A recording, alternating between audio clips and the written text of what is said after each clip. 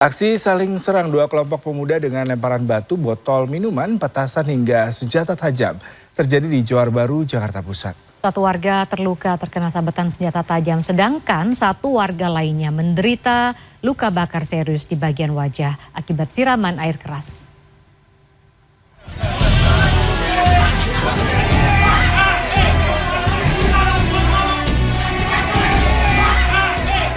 Aksi tawuran antar dua kelompok pemuda ini terjadi di pemukiman padat penduduk Johar Baru, Jakarta Pusat, Senin sore.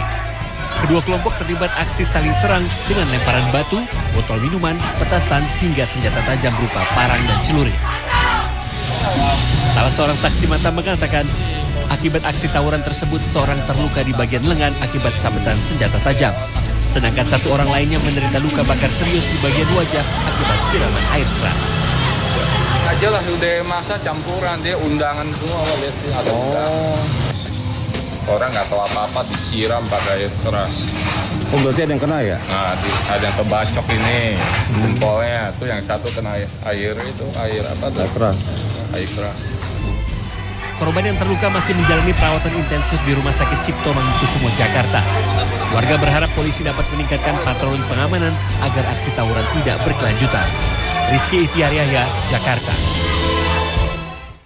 Masih dari Jakarta, polisi mengamankan 19 orang remaja geng motor yang membawa senjata tajam di kawasan Pademangan 1, Jakarta Utara. Ya, mereka mengaku membuat onar atau mencari lawan untuk tawuran yang nantinya akan diunggah ke media sosial.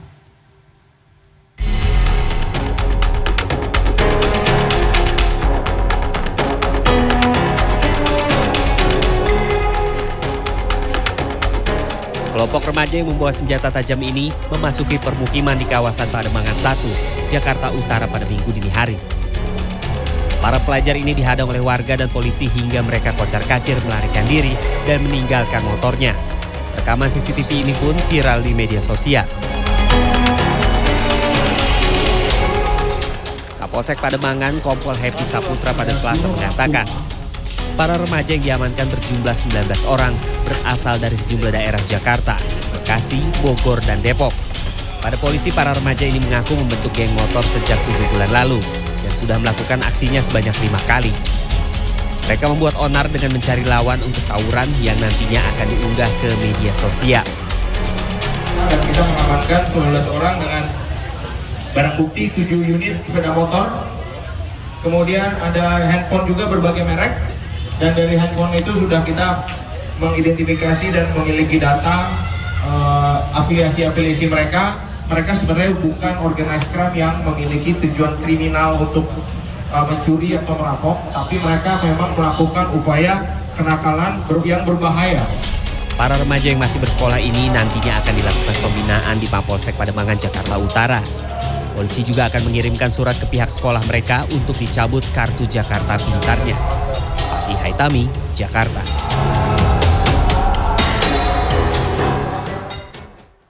Emosi 15 bulan tambahan penghasilan pegawai tak kunjung dibayarkan, ratusan tenaga kesehatan RSUD Casan, Bosori, Ternate, Maluku Utara mengamuk di kantor manajemen rumah sakit. Ia merasa aksinya tidak membuahkan hasil.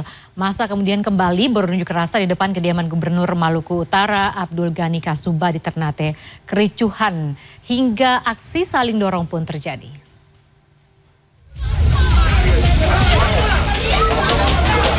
Kericuhan hingga aksi saling dorong dan adu mulut terjadi antara ratusan tenaga kesehatan dengan sejumlah petugas polisi dan Satpol PP di depan kediaman Gubernur Maluku Utara Ternate pada Selasa kemarin. Masa yang mencoba merangsek masuk ke kediaman Gubernur emosi karena terhalang pintu gerbang yang ditutup Satpol PP. Masa aksi akhirnya membubarkan diri setelah ada penjelasan dari perwakilan provinsi.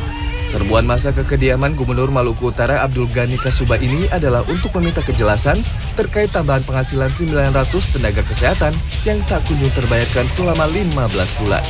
Sudah lama sekali kami sudah ke provinsi tapi gubernur tidak mau bertemu dengan kami.